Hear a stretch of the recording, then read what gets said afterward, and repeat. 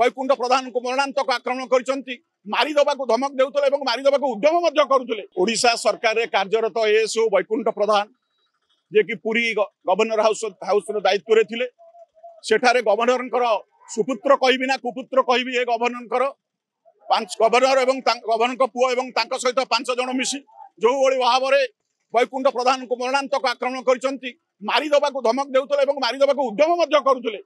सी by chance बंचीगले एवं से लिखित आकार शाश्वत मिश्र को जन शाश्वत मिश्र कौन कार्यानुष्ठान एपर्यंत देले ना ओडिया रक्त प्रभावित कि नहीं आश्चर्य हो।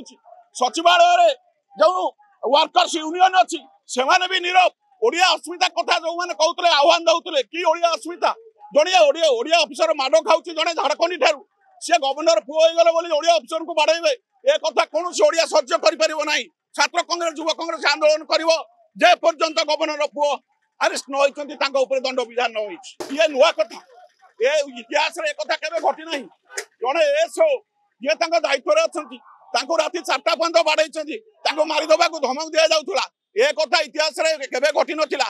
मुख्यमंत्री एक जानते डीजी जानते चीफ सेक्रेटरी जानते समस्त नीरव गिरफ करा ये आश्चर्य कथा। न्याय पाइबा पर्यंत आम आंदोलन करूँ वैकुंठ प्रधान न्याय पाइबा पर्यंत न मिले आम एक्सट्रीम पॉइंट रे जाके युवा कांग्रेस छात्र कांग्रेस घेराव कर पुणी राजभवन घेराव कर पर्यंत न्याय मिले न मिले आम आंदोलन जारी रखू।